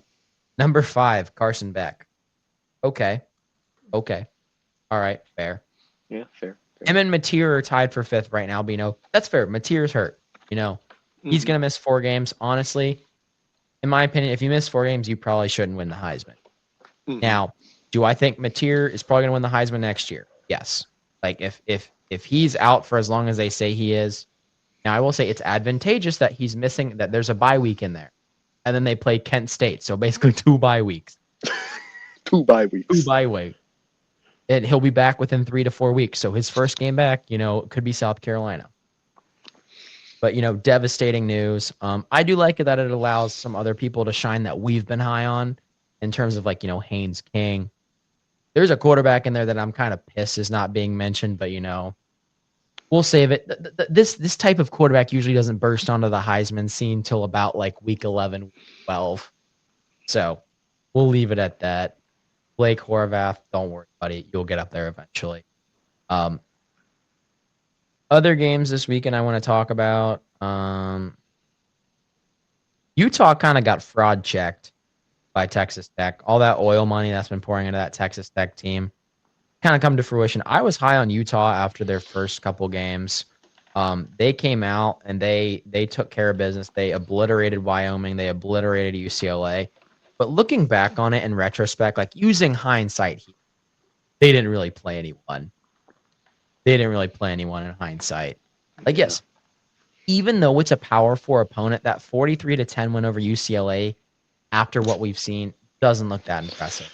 Oof. Like, yes, it's a Power Four win on the road. Okay, I will give them that. It's a Power Four win on the road. That is a tough game to do. But that game, like, they kind of got fraud checked. Texas Tech looked crazy. Surprisingly, for how much they won by, no one really dominated statistically for Texas Tech. Hammond had only 169 yards. I mean, he had 2 touchdowns, which was good. Dickey, the running back, had 2 touchdowns on 13 carries. No one really shined. A very well balanced team. I'll give them that. A very well balanced team. Dampier, the quarterback for Utah, who I was pretty high on, had 2 interceptions, only 162 yards passing on 25 completions. Their leading rusher, Nakari Rogers, only had 37 yards. They just kind of shut down that Utah offense. I mean, Texas Tech had almost 500 yards on the ground, or 500 yards total offense. Utah only had about 250. Turnovers, I think, here are a big key. Texas Tech while having 2 turnovers. Utah did have 4 turnovers and 2 turnovers on down. So that's 6 empty possessions. So against a team like Texas Tech, you can't have 6 empty possessions and expect to win. So I just think if Utah takes care of the ball, they'll be a lot better team. But shout out to Texas Tech. They got it done. They went on the road into a tough environment to win and got it done. I think this Texas Tech team is a lot better than their ranking of number 17. But, as we've seen with the AP poll, they don't know what the goddamn hell they're talking about. Yeah. They've literally had AP poll voters say they don't even watch games. So I'm taking the AP poll with a grain of salt. I am Yeah. this close to coming out with the Aiden and Gareth rankings. There may be an Aiden and Gareth rankings the next episode. If Maybe. you give me some time to do some math, we'll make our own rankings. If these next AP rankings on Sunday are ass, the Gareth and Aiden rankings are dropping weekly. Yeah. I've done a few games. Are there any U games you want to highlight, or any games you want to Um, highlight? I mean, Michigan versus Nebraska. Michigan able to edge it out get against Nebraska. Uh, I was pretty high on Nebraska for a little while, but uh, near the end, Michigan was just kind of able to take care of business and do everything that they needed to do to seal the win.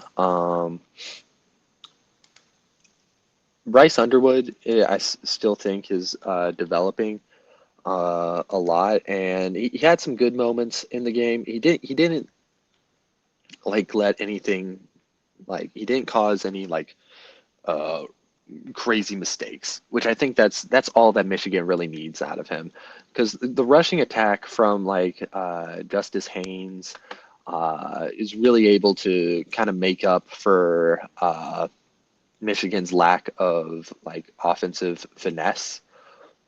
Um, Underwood uh, able to rush one 37 yards for a touchdown. Um, and it just the rushing attack from Michigan, I feel like is pretty overall like really elite, and I think it's something that they can really use to kind of get by. Overall, 286 yards rushing from Haynes, Marshall, and Underwood. Um, they all with like the quarterback and the rushing attack from the two running backs look really good when they keep it on the ground, and I really want to see where they kind of go moving forward. Vanderbilt able to get a really big win over Georgia State. Vanderbilt is looking really good right now at 4-0 right now. Keep your eyes on Vanderbilt. Notre Dame versus Purdue. Notre Dame wins a big one. Purdue scored more points than I was expecting. Um, had some pretty nice trick plays in the arsenal, but Notre Dame was really able to kind of take care of business and handle Purdue for the most part. Was a little bit closer than I expected, yes, but it was a good first win for Notre Dame right now, because right now they're pretty much in survive and advance right now, and they got to kind of keep on winning if they want a shot at the playoff right now. Because starting the season 0-2, granted against two really good teams, just does not look good for the resume. Um, Other games that I would like to highlight. Um, uh, Virginia gets the big win over Stanford. Morris looked really great this game, throwing for 4 touchdowns, 380 yards. Uh, he's the answer for Virginia. I think he's really going to like pull Virginia up this year. They look really good, especially uh, compared to their rival Virginia Tech, who's been struggling to say the least. But they look really good. Arizona State able to eke out a close one against Baylor, 27-24. Arizona State still looking pretty good in a very chaotic Big 12. And let's see, any other games that I think are worth mentioning? I'll probably bring up USC versus Michigan State. This was a late night one, kickoff at 11 o'clock at night. Had this one on at work while I was working, and USC looked pretty good, pretty uh, solid offensive play. Michigan State kind of made it look like it was going to be a little bit more of a ball game in the third quarter, but USC was able to take care of business and keep it moving forward. USC looks really good, and I'm looking forward to the USC Notre Dame matchup later this year. I've got two more games I want to highlight before we move on to some predictions, and they're kind of games you wouldn't necessarily have paid attention to, but I'd just like to give some shout outs. This one's a little bit more of a bittersweet one. It's good for the program, but it's bad because of the current rules. Delaware.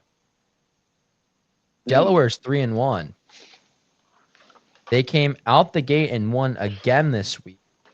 Let me find the game. Delaware beating an FIU team people were pretty high on, 38-16 at FIU. Kind of a beatdown, if you ask me. Kind of is. FIU had the lead at 7-3 initially, and then from there, Delaware just exploded. Delaware at one point, the lead was as much as the worst the lead was is when Delaware scored and made it 22 as 4 minutes left in the fourth quarter. What's it? Keon Jenkins, who, Keon Jenkins didn't have this best game, 1 touchdown, 2 interceptions, but Delaware quarterback Nick Minucci, Minicucci, I don't know how you pronounce it. That's how it's spelled, Minicucci, but we know whatever. We roll with it we'll ball with it because he's balling. 3 touchdowns, 1 interception. Their running back, Joe Silver, had himself a decent game, 13 carries and a touchdown. Delaware just didn't look back in this game.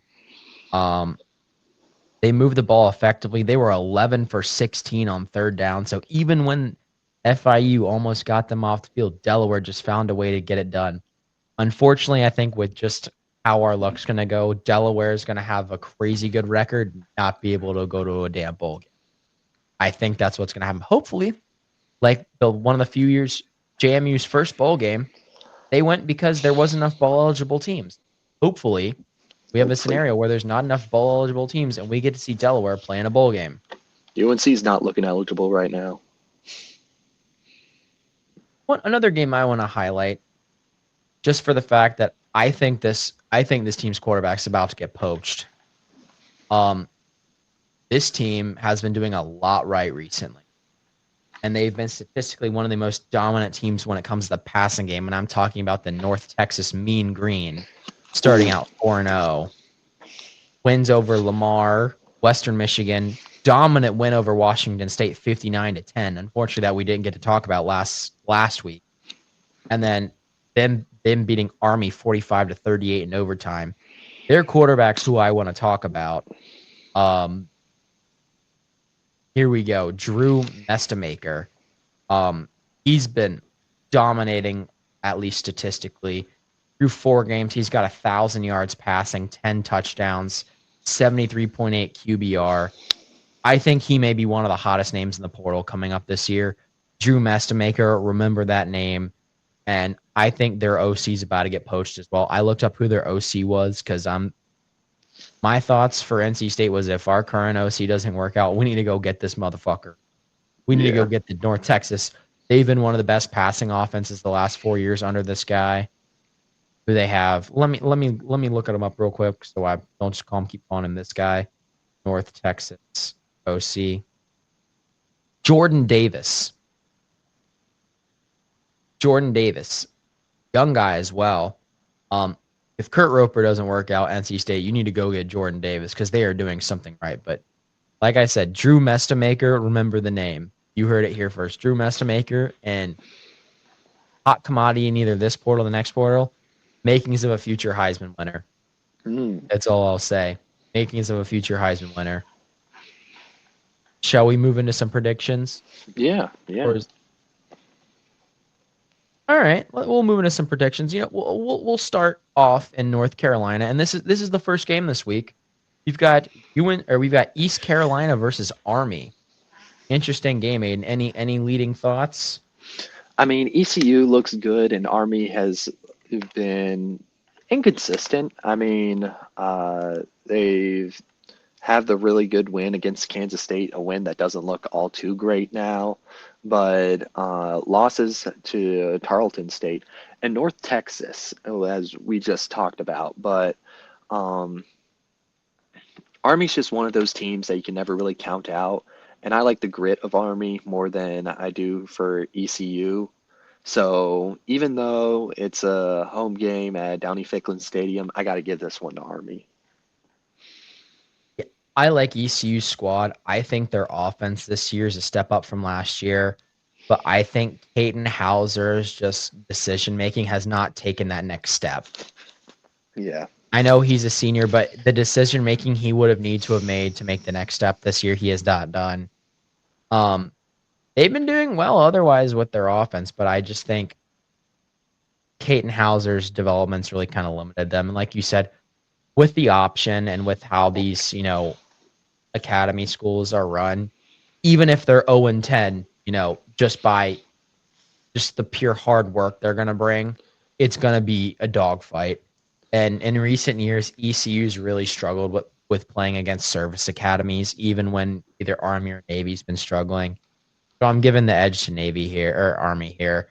I just think with how turnover prone ECU is and how prone they are to coming up empty-handed in games, I'm giving the edge to Army. I know this isn't the Army team we had last year, but I just think the dominoes are going to fall in a way that's going to be advantageous to Army, in my opinion. Game. Moving Yeah. on. This is a game that I think a lot of people don't have as an upset. I've seen a few people calling it on TikTok, but it's no one who no one who really knows ACC. They're just saying it because it's, decent Power 4 team hosting a ranked. I'm going to give some facts and evidence as well to back it up. Aiden, I know you agree with this one a little bit. Virginia over Florida State. Uh, Chandler Morris is looking great. One interception against NC State on a not so great read. Yeah, but other than that, Chandler Morris, 8 touchdowns, 1 interception, 1,000 yards passing through 4 games. Florida State, good team, great win over Alabama, but for me, still kind of unproven. And Virginia is also unproven as well. I will be fair in that regard, but I don't think that Alabama win is as good as people say it is. Yes, very much step in the right direction after last year. Start your year with a ranked win against a Power 4 opponent after going 10-2. That is miles better than last year. I am not mitigating that at all. That is a step in the right direction. That is how you come back from a season like last season. But I'm not as sold on that Alabama team because following that game, let's look at who Florida State's played. Eastern Texas A&M, and then Kent State. Yes, this is a different Kent State team. They have a win this year. I'm aware. They have a win. But for me, Chandler Morris and this Virginia offense, they are nigh unstoppable. In each of their first games, they have not scored less than 30 points. First game of the year, they dropped 48 on Coastal. They scored 31 in a loss to NC State and 55 in a win over William & Mary. Again, they haven't Power 4 wise, they haven't really played anyone. But hey, this Virginia program has been revitalized. They're back from the depths. That place is going to be rocking on a Friday night. Virginia, when they're good, that home atmosphere, it's underrated. Aiden and I share this one thing about their rival Virginia Tech. Top 10 overrated atmosphere. Overrated atmosphere. Virginia, Scott Stadium, underrated atmosphere in my opinion. I've got Florida State on upset alert. I've got Virginia winning this one. My main concern is, yes, FSU's offense has looked static and explosive, but when they come up against a higher quality opponent, are they going to be able to keep up with Virginia's offense is my question. Yes, they're a run-heavy team, typical Gus Malzahn team. Are they going to be able to keep up? My question. I mean, I agree with you with Florida State being on upset alert, but I don't see Virginia pulling this one off, in my opinion. I think Florida State is going to win this one in a close one. I think Florida State separates in the fourth quarter and they pull away with the victory. In a Rockin' Scott Stadium, I do think Florida State still has everything to bring it together and seal the win. Looking forward, I guess we'll go to NC State's game next. State against Virginia Tech. I like our chances. I'm not gonna sit here and act like Virginia Tech's like some awful like gimme game. Like this isn't like playing an FCS team, but I think NC State will win this game. I think it's much needed. I think Bailey needs a get right game. But like I said, that was first Bailey's really big. That's Bailey's first really big mess up. And considering we started him for the majority of his freshman year, he was overdue for a bad game. So, and with how good he was as a true freshman, you can't really hold that against him. So, I think NC State bounces back. I think the key here, just to get the team back into a groove, establish Smothers. He's the leading rusher in the conference. He's a top 5 back in the nation right now in terms of yards and touchdowns. Don't overuse him, obviously, but he does have 500 yards through 4 games rushing. That does not include his receptions either. I think establish him, get Bailey some momentum going. I mean, Bailey's got 10 touchdowns on the year. Just kind of, you don't need to get cute with it. It's Virginia Tech, local rival, but just, take care of business. You don't need to get flashy. You don't need to do anything cute. Just take care of business, and you'll win by not a blowout, but I think a decent margin. Like, I think double digits at least. Yeah, I got State winning this one. Virginia Tech just doesn't seem to be like a cohesive opponent whatsoever. And it's going to be night game at Carter Finley. I got State winning this one big. The next one in the Carolinas, another team that I'm not necessarily sold on is Wake Forest. We got Wake Forest and Georgia Tech. Not to be disrespectful to Wake Forest, because they did show up a little bit more in the NC State game than I thought they did. I've got Georgia Tech.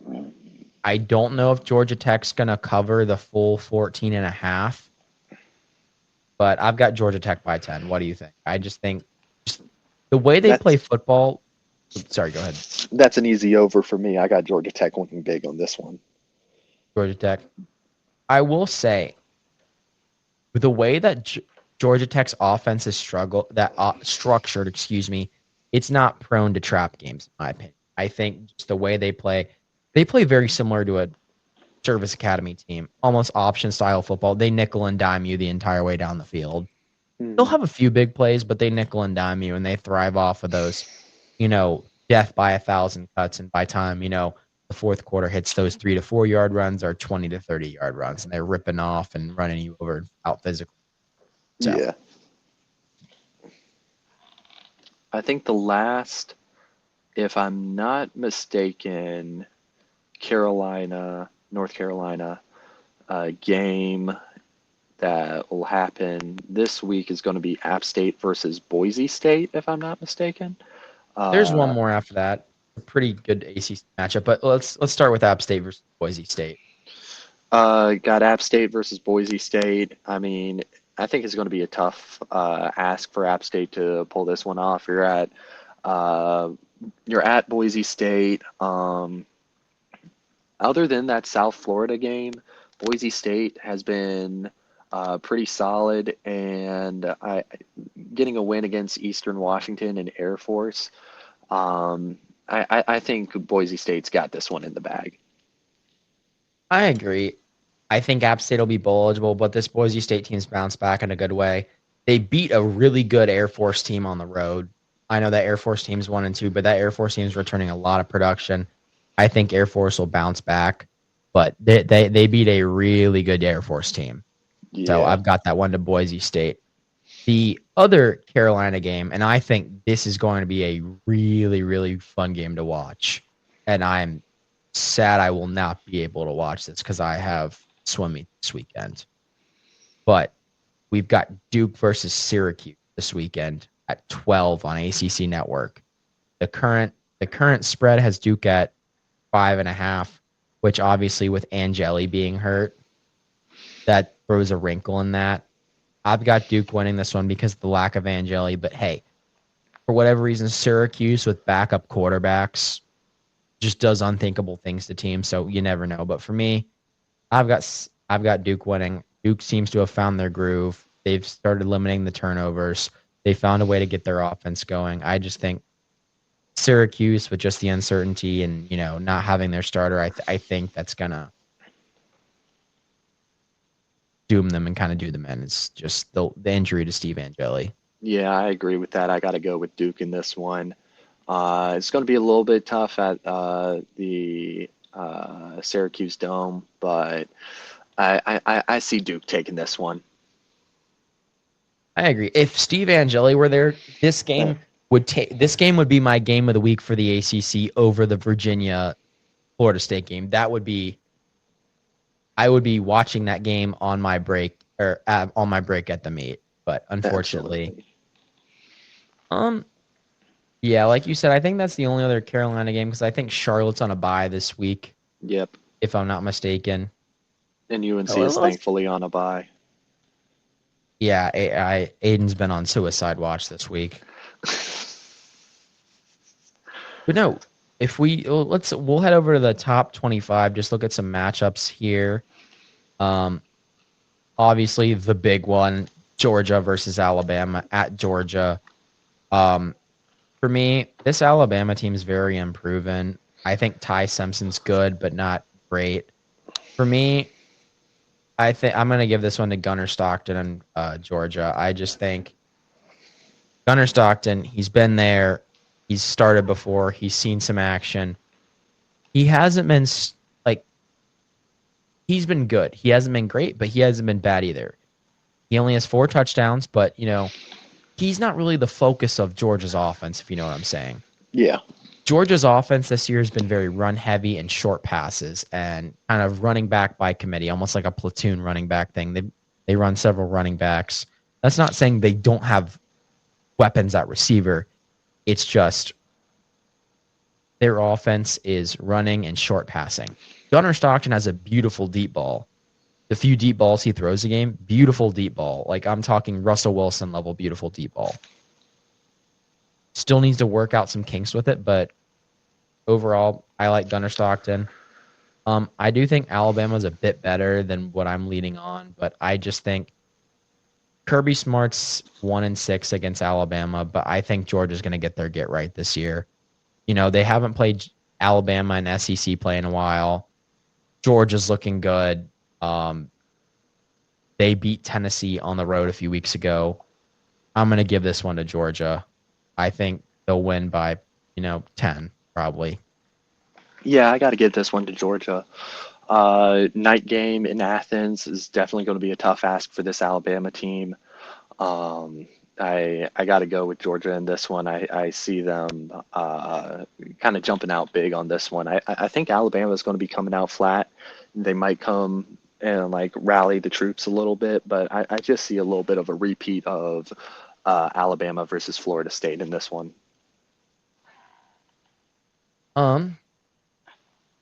Elsewhere, there's one game that had they not lost by 63, I'd be a little bit higher on. But USC Illinois, I'm not entirely sure how I feel about this game. I'll call this my uncertainty game. My uncertainty game. USC haven't lost, but they also really haven't beat anyone. I mean, they beat Michigan State. Outside of that, they've beaten Missouri State 73-13. They beat Georgia Southern 59-20. They beat Purdue 33-17. Not the greatest look. They beat Michigan State, in conference Power 4 opponent, by 14 at home. Illinois lost by 53 or whatever to Indiana. So I don't know. I feel like this game's going to tell us a lot more about these teams. But for me, I mean, I'll take USC winning just because they're the hotter team right now and the one that hasn't lost by 53. Yeah, no. But I think this is going to be a big, kind of not tell all game, but you get what I'm saying. This game's going to kind of give us a better idea of who these two teams are because I'm very lost on these teams. I don't know what to think. Yeah, I mean, I'm a little bit more certain in USC than I am Illinois. That game against Indiana really kind of killed them in my eyes. I think USC's going to win this one pretty handedly. I have But a few games in mind. Are there any games you want to check out first before I take them all? I mean, Notre Dame versus Arkansas. Notre Dame's favored by 4.5 points. I think Notre Dame's really got to try to prove themselves in this one. It's going to be a tough one in Fayetteville, but I see Notre Dame pulling away with this one. Arkansas collapse against Memphis last week really kind of put some questions on them in my eyes. I thought they were a pretty solid team, but um, Ole Miss, I can't really hold too much against them. But that Memphis game really was a little bit of a shocker for me. But I got Notre Dame winning this one. Yeah, I think Notre Dame particularly. I know Arkansas's defense has very explosive upsides, but we Hmm. saw just how quickly it can fizzle out. And Yeah, I think that's going to be Arkansas's ceiling is going to be determined by can they keep that spark going on their offense. yeah. And if they struggled with the Memphis team, and that's no slight to Memphis. Memphis has had some Memphis is very pretty good. solid teams over the year. They're good. They're like that. But you get what I'm saying. Like you Yeah, cannot be doing that at home to yeah, Memphis. Two other games I kind of got my eye on this week when it comes to the at least the top 25 are like the big name games is Ole Miss and LSU. LSU, I don't know. I will admit, I know on here Aiden and I have talked about how I'm usually got a pretty good read on quarterbacks. I know we're only 4 games into the season, but my prediction and my faith in Garrett Nussmeier is a little shaken right now. He hasn't played bad, but he also there have been games where he kind of almost feels like a bystander. Like, not like he's not involved, but you get what I'm saying. Like, he just does what he's supposed to. And at the end of the day, with a quarterback, that is like, you're just a guy who does what you're supposed to do. You're going to win more games than you lose. But Garrett Nussmeier doesn't have he's not elevating his team, if you know what I mean. He's not, you know, adding anything. He's just doing what he's supposed to. And hey, that that's better than not. It's better than not doing what you're supposed to. But I'm really high on this Ole Miss team. Trinidad Chambers, the quarterback for Ole Miss. I am real. Is he hurt or is he? Who's the quarterback for Ole Miss? Because I think it's him, if I'm not mistaken. But I know Ole Miss has had some quarterback,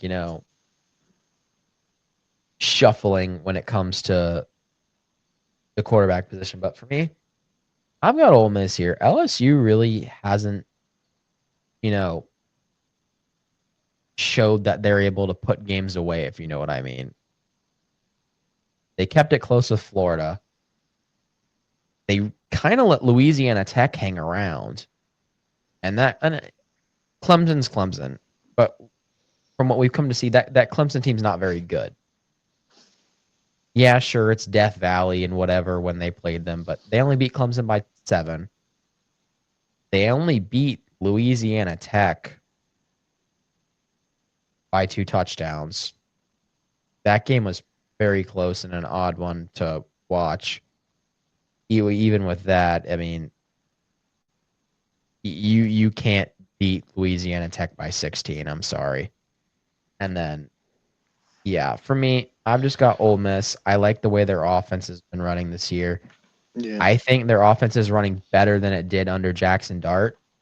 And that's no shade to Jackson Dart, but I'm just saying, I think Trinidad Chambers is doing a great job, particularly with the Austin Simmons injury. So for me, I've got Ole Miss winning this one. What about you? I got Ole Miss winning this one as well. Um, I think it's like I'm a Nussmeier believer, kind of, but I don't know with how close they like now that LSU win over Clemson's like not looking particularly hot right now, and I just think Ole Miss. really is kind of starting to hit a stride right now, and I think it's going to be a tough ask for LSU to beat Ole Miss in Oxford. But another game that I think is flying a little bit under the radar. I think Texas A&M Auburn should be pretty good. I got Texas A&M winning this one. Auburn looks good, but they've had like a couple like somewhat questionable moments. I don't think their offense played particularly well against South Alabama. Granted, they put 31 points up on them, but that game was a little bit closer than I expected. And also, like, not really being able to pull out the win against Oklahoma makes me think that Auburn, although they've had good wins against Baylor, it shows me that they kind of got a lot more to figure out. I think Texas A&M's a little bit more of a full, complete team, and I think Cal Field's going to really be a factor in this game, as the 12th man always is. So I got Texas A&M winning this one. Yeah, I agree. I got Texas A&M as well. Like Auburn, there's just a little bit of question marks. Inconsistent has just been kind of my, you know what I'm saying, like kind of my concern with them, like you said, because kind of inconsistencies have been kind of the issue. Um, I know you have a lot of thoughts about this game, and I'll let you do the big heavy hitting with this one. But Penn State, Oregon. Hmm. I know you have some very strong opinions about this game, so I'm going to let you take it away. I got Oregon winning this one big. I'm sorry. I think Penn State's a little bit fraudulent. I don't think A they're. lot. I mean, like they're a good team. They've had some good wins, but I don't think they're worthy of the number three ranking right now. Had a pretty weak schedule so far, and I know it's hasn't been like the hardest schedule for Oregon, but I see a lot of offensive upside with Oregon, especially when it comes to Dante Moore. He's been pretty solid. 11 touchdowns on the year so far, throwing for 962 yards. That's not to say like I hate Drew Allar, but just from what I've seen last year and what I've seen so far this year, I think Oregon has the edge when it comes to quarterback play. I think Oregon has the edge when it comes to rushing. Um, Penn State does, I think, have the better defense, maybe, but I think the offensive power of Oregon's just going to uh, meet up to Penn State, and I don't think they're going to be able to catch up. I got Oregon winning this one. I have as well, and I will say Dante Moore has pleasantly surprised me. He took. I wasn't sure. I wasn't terribly sold on him. He hadn't really done much. Like he didn't really play a whole lot at UCLA. Didn't play well there. Didn't play great, but didn't play bad there either. And I was just kind of unsure. And he's surprised me in a good way. And I will say credit to him. I've got Oregon possibly in a big way in this game. I think Penn State once again cannot win the big game, and that's no hate to James Franklin, but as you put it earlier in the day, I think they're going. What would you say? I think they're going to get fucking fraud checked. Yeah, they're going. I think there's a fraud watch going to be going on. I agree. And I mean, any other games you want to highlight? I mean, that Tennessee Mississippi State one's kind of looking at me funny. All I'm saying. Uh, I don't know. I got Tennessee winning that one, but I do think Mississippi State might. I don't know. It's going to be a real determining game for Mississippi State. Start of conference play. They've done good so far. Good win against Arizona State, and I'll say this: they did take care of business against NIU, which I thought could be a trap game, but I got Tennessee winning this one, but I could very well be wrong on this one. Mississippi State could be like that. I'd say one that I'm really looking out for is Pitt Louisville. Two pretty good teams. Pitt does have that loss against West Virginia, I believe, but it's at Pitt. I don't know. I could see Pitt pulling it off. I still think they are a good team. I mean, rivalry games can be a little bit weird, but I got like in regards to the backyard brawl, but I got Pitt pulling it off against Louisville. Yeah, I go as well. Louisville, I'm not sold on. They just, I don't know. Louisville, the past few years, they've had good records, but they haven't really come across anyone. What I mean, like they haven't really, like, you know what I'm saying? They haven't really played anyone. Like they seem to avoid all of the right teams, if you get what I'm saying. Mhm. So I've got Pitt. I think with Eli Holstein, that adds an explosive upside. And I still think Pitt's a pretty dangerous team, if you know what I'm saying. I still think they're dangerous and they still need to be feared. Not feared, but healthy respect. But I've got Pitt in this one as well. I just think they're gonna be. I think Louisville's gonna get a little bit of a wake up call, if you know what I'm saying. Yeah. If there's any other games I want to highlight, you got any more? What is it? Upset pick of the week: URI versus Western Michigan. Ooh, I like that one. I mean, URI 4-0 in the FCS. They just beat LIU, who upset. I'm pretty sure. Eastern Michigan. They beat Eastern Michigan 2 weeks ago. That's what it was.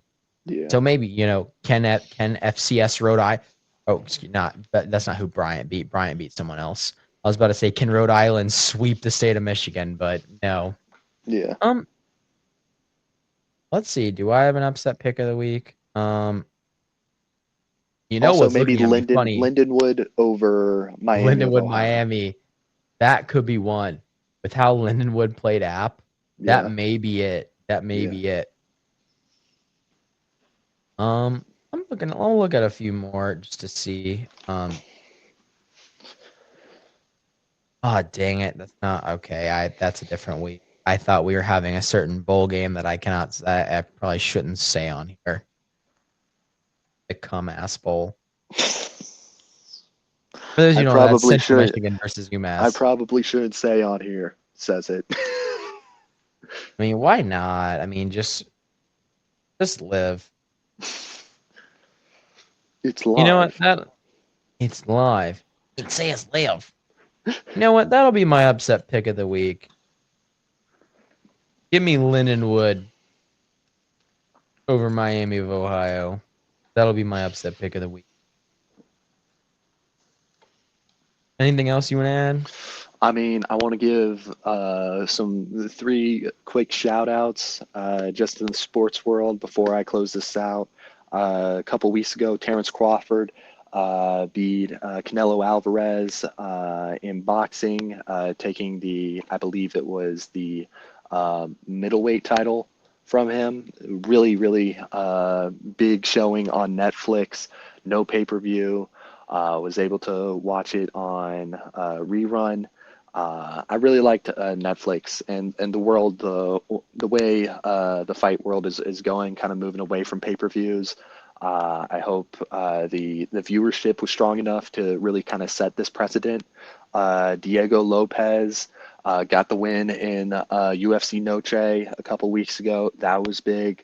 Um, in the world of UFC, uh, it's a little quiet right now, but in a couple weeks from now, we should be getting, hang on, UFC 320 on next week.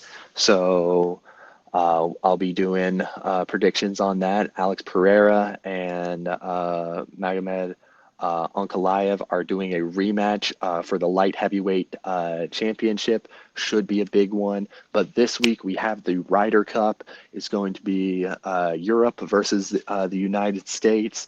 It's always a fun event to watch. I'm really excited on the European side, seeing Roy McIlroy, and on the American side, Bryson DeChambeau. There's been a little bit of beef kind of going on. There's always a little bit of beef between the Americans and the Europeans. It's just one of those team matches that just kind of means a little bit more. Um, United States historically isn't the best when it comes to the Ryder Cup, but every once in a while the U.S. pulls off an upset, and I'm hoping it's this year. I need to pay attention to that because I need to get back into golf because my golf knowledge, like we talked about around the Masters, my golf knowledge is like 10 years old. Yeah. Are they still good? No, Garrett. They haven't been good for 10 years. He Ah. won a Masters recently. No, Garrett. That was 12 years ago. Surely this guy is still good. Nope. Retired 10 years ago. But surely this guy. No. No. Just no. Roy? You said the Ryder Cup Yes. weekend. Rory said, oh, yeah. Rory. But yeah, big weekend for sports in general. I mean, I'm kind of glad UNC's not playing this week, so maybe I could pay a little bit more attention to the Ryder Cup. But uh, other than that, I have that's about all I have to say. Only thing I will say is 2.5 weeks we have until this podcast is about to get very busy. Hmm. College basketball starts up in 2.5 weeks. Let's go. Now, Let's granted, go. it's scrimmages that are behind closed doors and not televised, but hey, we'll take what we can get. And we also get post game synopses for these. So, hey, we take what Yeah. we can get. Yes, we The do. start of the Will Wade era at State. I'm excited.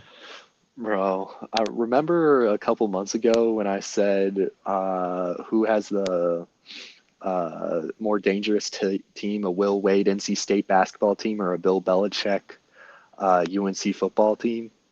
Those were good Yeah. times. Yeah, those were good times. Those were good times.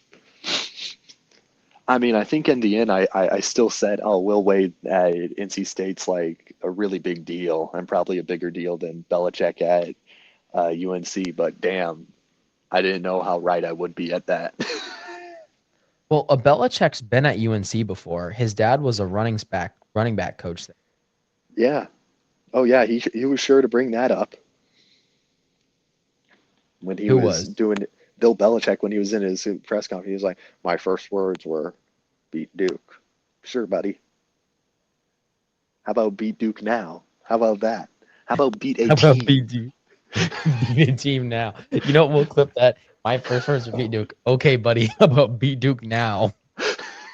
How about beat a team that is in the Power Four? How about that? Beat an FBS opponent. But Aiden's like, I'll take anything at this point. Jesus Christ. but yeah. Anyway, anything else you want to add? Not really. Not much going on in the soccer world. I mean, I don't know. It's the U.S. team's a fucking mess right now, and the World Cup's in 8 months. So fucking Yeah. knows at this point. Yeah. Although I will say, we may have some soccer news next podcast because there's a vote to ban Israel from the next World Cup, and we're not going to get into politics on here, but that'll make things really interesting. Yep. It's not like that. All I'll say is they were in no danger of making it anyway. They were in no danger of making it anyway. This is purely for looks. Purely optics. The whole reason Russia was banned is they actually have a chance of making stuff. Russia's at least good at soccer. Russia's at least good at soccer. They at least win stuff. They at least have won stuff. Israel has never won anything at soccer. Damn. Russia has won the Euro. Russia has been to a World Cup final. Israel has not. And yes, I'm talking Russia has. This wasn't just when Russia was the Soviet Union. Russia has done stuff before in soccer. It's like when people ban like certain there's like a rogue, or not a rogue, but there's like certain states in Africa and Middle East that are terrorists that ban people You just got joy boys.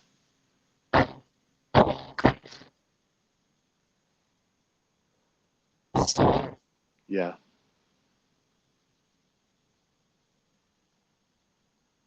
How about now? Oh, it's good. And I'll just go from wherever 204.50. But no, it's like there are other nations that are problematic that have been like, I get it's like symbolic and like, we're standing with people. but do you really need to ban every country that's done something bad? Like, I'm sorry, they've banned countries before, like haven't done anything. There's like a country in Africa, like yes, what they were doing was absolutely horrible to their people. They're in no danger of qualifying for anything and spreading their ideals. Uh, there's certain Middle Eastern nations that are banned from competing. They haven't. There's some of those teams haven't won in a decade, and it's probably for the best that they don't play and are banned from playing because no one wants to watch that shit. But no, that's all I'll say. Not getting political, but I'm just saying like they weren't in any danger of making it. Now Madagascar, on the other hand, Madagascar may make the World Cup. This will be, you know, this will be interesting, folks. The Lemurs will be in the World Cup.